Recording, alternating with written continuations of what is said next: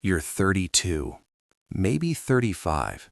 You've got a decent job, a car that's paid off, and for the first time in your adult life, money actually feels manageable.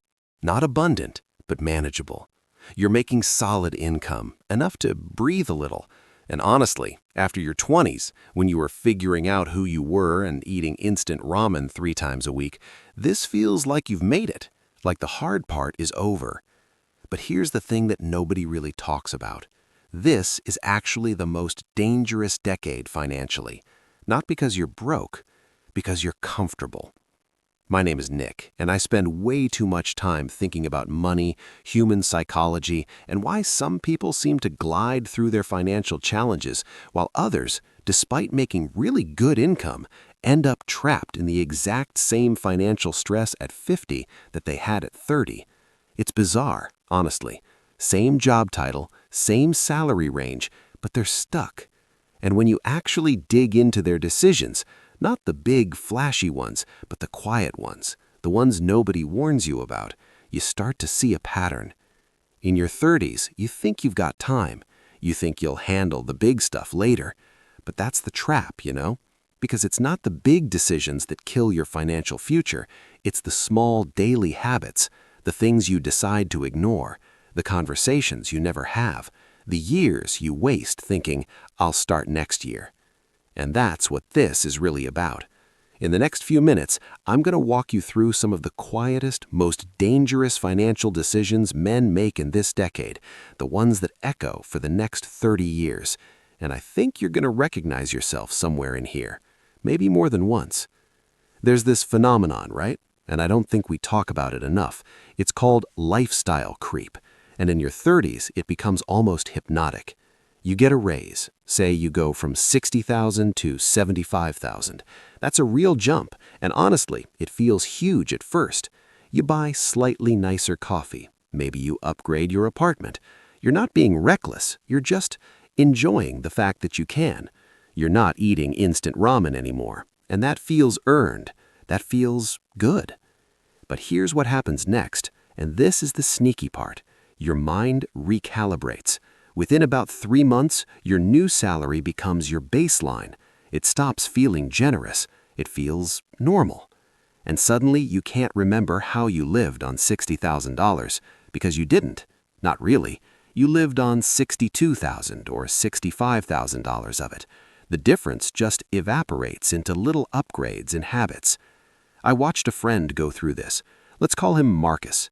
Marcus hit 33, got promoted, jumped from $70K to $95K. Significant bump. And he wasn't stupid about it. He wasn't out buying cars he couldn't afford. But he moved to a nicer neighborhood. The rent went up $500 a month. He started getting takeout more.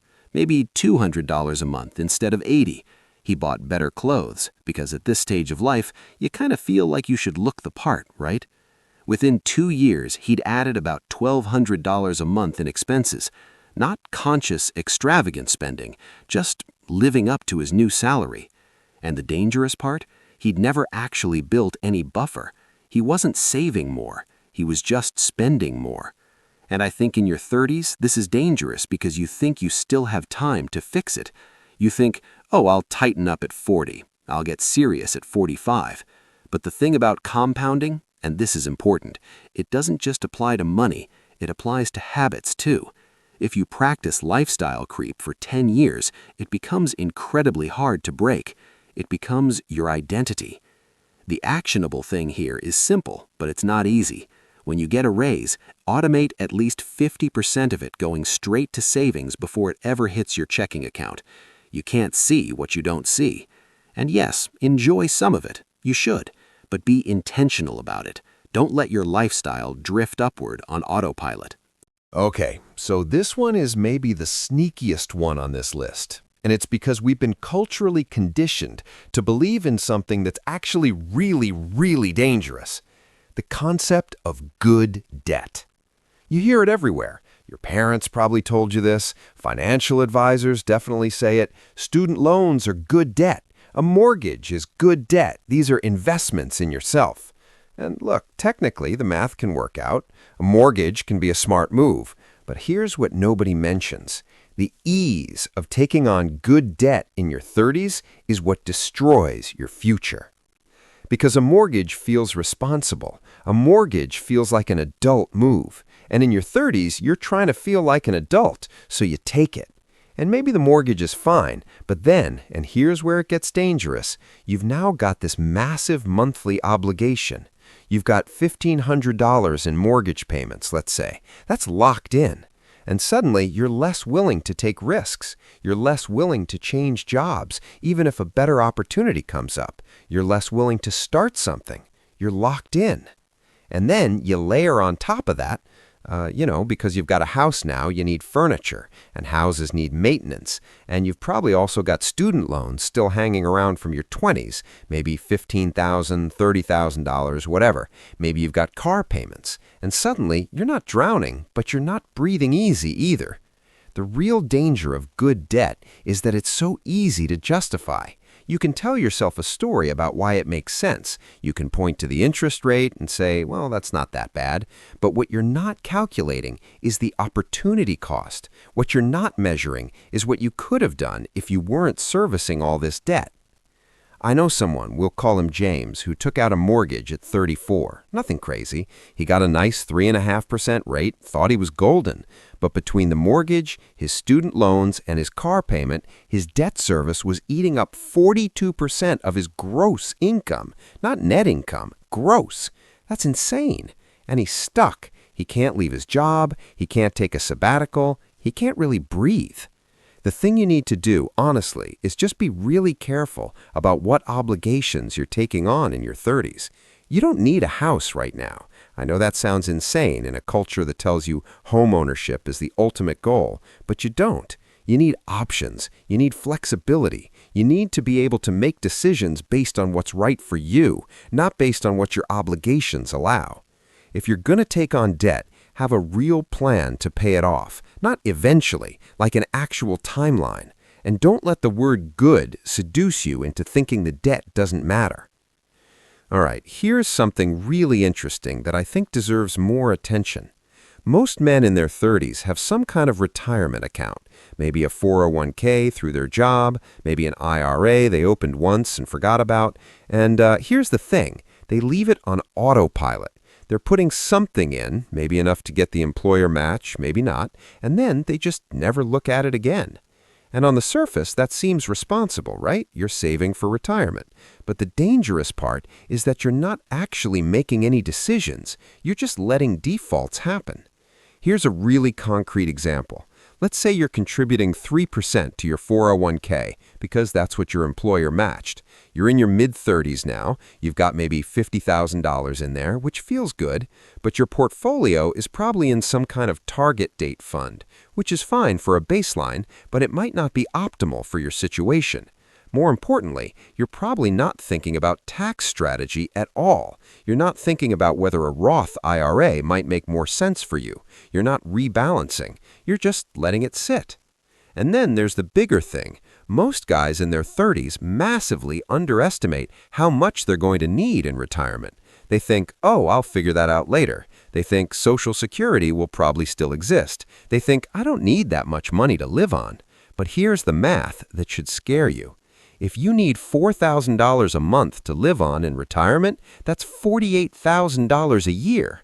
With a 4% withdrawal rate, which is what financial advisors typically recommend, that means you need $1.2 million. $1.2 million. That's not some crazy amount, but it's a lot.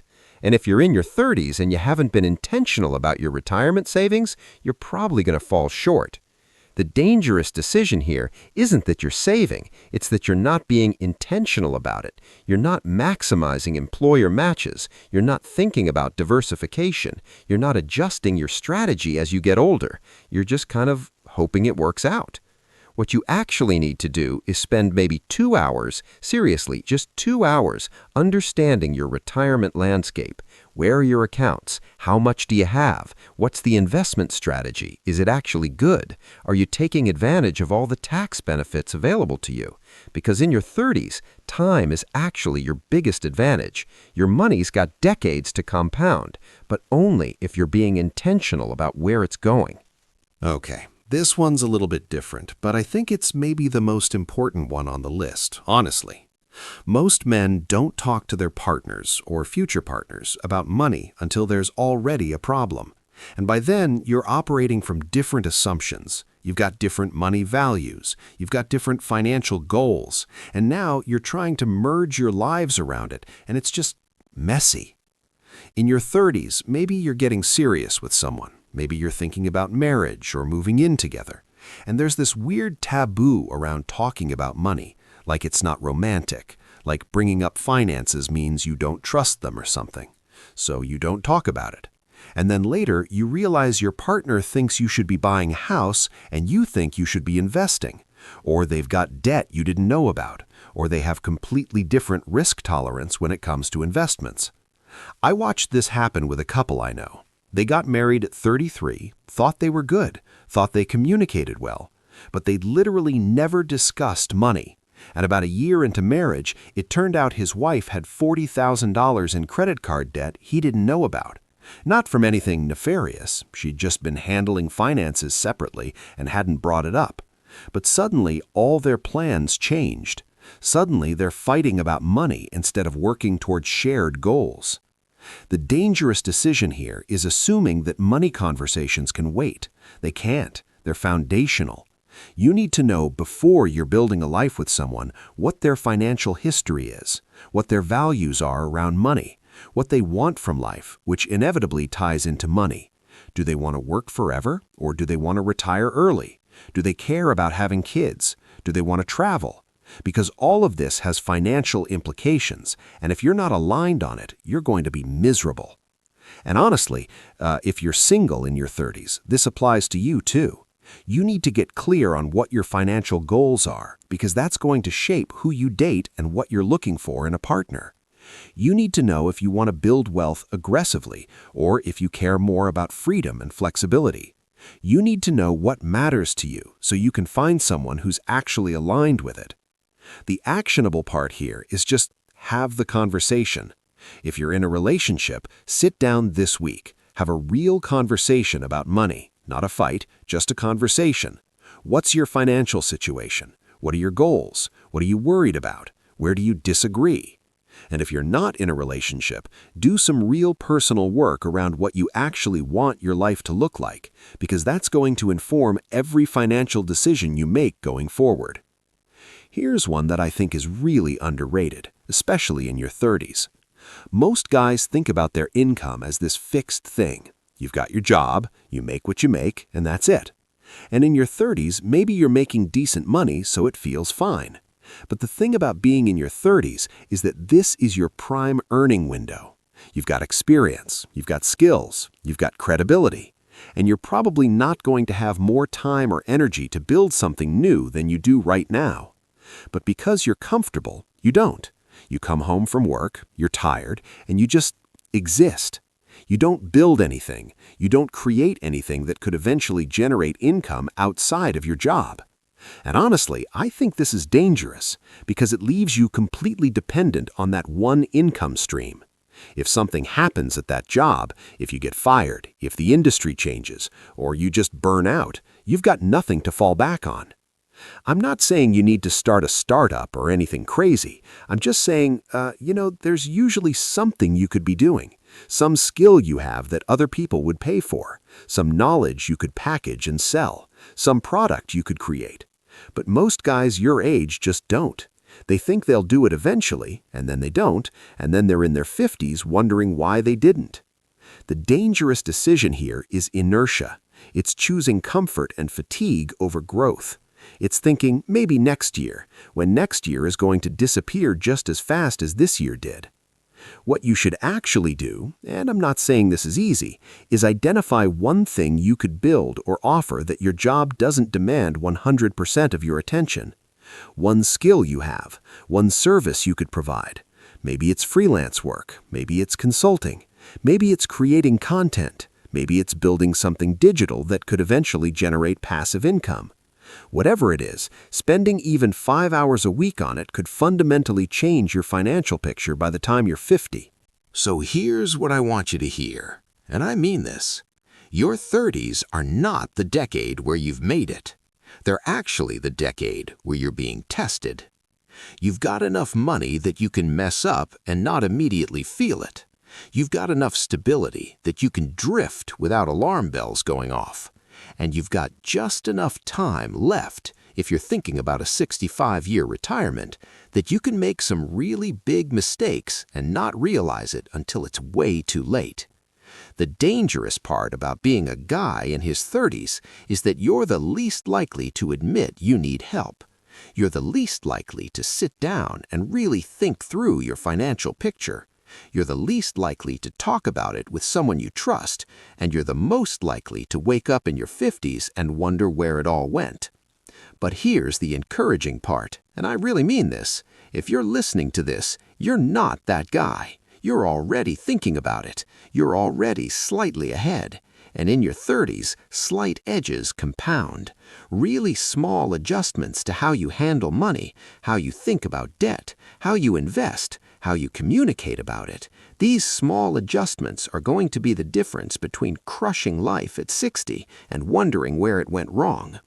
You don't need to overhaul everything. You don't need to be perfect. You just need to be intentional.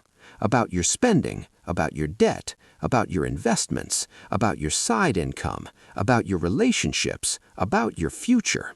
Because that's really what this comes down to. The most dangerous money decisions men make between 30 and 40 aren't these catastrophic mistakes. They're quiet decisions. They're decisions made by doing nothing. They're the conversations you don't have, the accounts you don't optimize, the side income you don't build, the lifestyle creep you don't resist. And the beautiful thing is, you can change that starting today, right now. It doesn't require some massive life overhaul. It just requires a little bit of attention, a little bit of honesty with yourself, and a little bit of action. So take one thing from this, just one, this week. Maybe it's sitting down and looking at your budget. Maybe it's having a money conversation with your partner. Maybe it's actually looking at your retirement accounts and making sure they're optimized. Maybe it's brainstorming that side income you've been putting off. Whatever it is, do it. Because in 10 years, you're either going to be really glad you did, or you're going to be wondering why you didn't. Thanks for watching. And seriously, if you found this useful, I'd love to know which one hit you the hardest. Drop a comment below. Let me know which of these decisions you're currently dealing with. And if you're still thinking about money the same way you were before this video, I haven't done my job. Take care, and good luck out there.